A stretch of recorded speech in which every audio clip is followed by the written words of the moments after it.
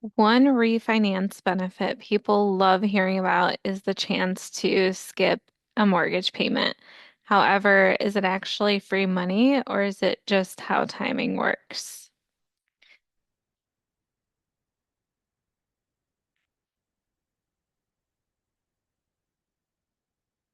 Hi, I'm Sabrina. I have over 16 years of financial experience. Every week, I create simple mortgage videos to help homeowners become at least 10% smarter.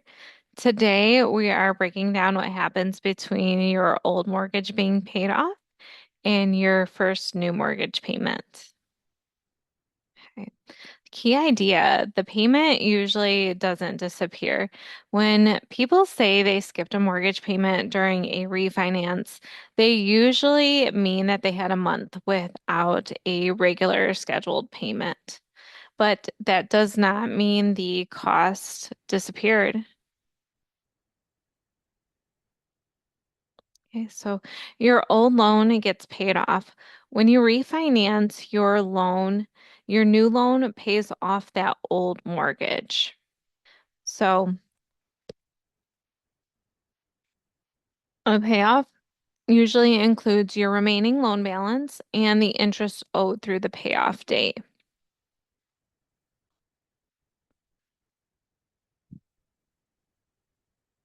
All right, so when you refinance and that payoff includes that remaining loan balance and interest that's accrued through the payoff date. Right. Mortgage interest timing. So mortgage interest is usually paid after it accrues. So this is where a lot of people get confused. Mortgage interest is generally paid after it accrues. So the payment due this month is usually covering interest from the prior month. So prepaid interest, this is the daily interest from the closing date until the period covered by that first payment there. Okay. So prepaid interest, I know I've seen this on so many disclosures, and this number tends to update if you are in the middle of a refinance as well, just depending on when you close, all that good stuff. All right. Let's go through a simple example. So closing mid-month. Let's say the refinance closes in the middle of the month. So your old loan is paid off and interest is handled through that payoff. More or the prepaid interest may be collected on the new loan. Okay. And your first regular payment may not be due until the following month. I know, for example, when I knew there was a closing in a certain month. For example, purposes as per usual, this is educational only. So say if that date was closing date was like February 10th, okay? Then skips March, new payment's not due until April. Okay. All right. And is it free money? So free money, no, not exactly. It can feel like a skipped payment, and yes, it may create some temporary cash flow relief. Of course, if I am able to skip one or two payments, then I have more cash in my bank account. It's pretty simple there.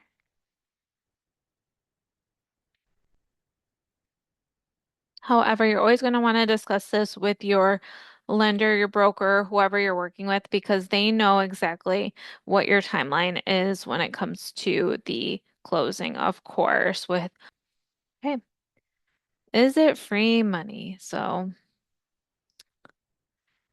not exactly. Right, a rescission.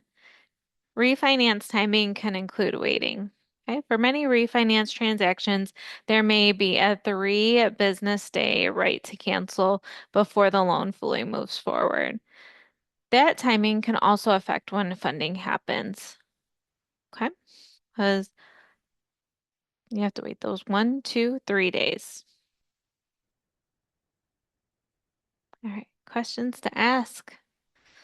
So before you get excited about skipping a payment, ask these questions because the refinance should make sense even without the payment gap.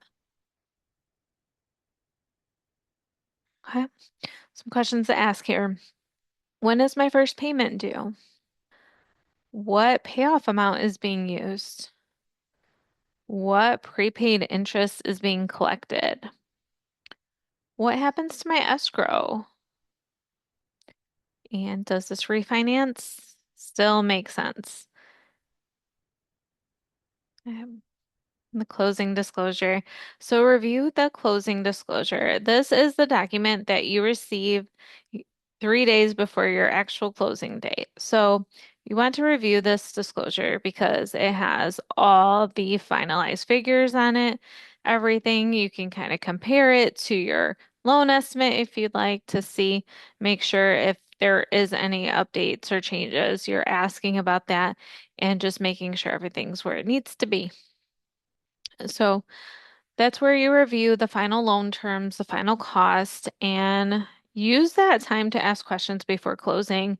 There are situations that I have came across and I have seen that, after the closing date, after everything is signed, there becomes questions and it becomes really difficult to get things solved after you're finalized and closed. Okay. And in closing, a skip payment during a refinance can absolutely help with cash flow, but it should be understood as timing. Okay? If you leave today understanding refinance payment timing a little bit better than before, then your time was well spent. And I appreciate you spending some time with me.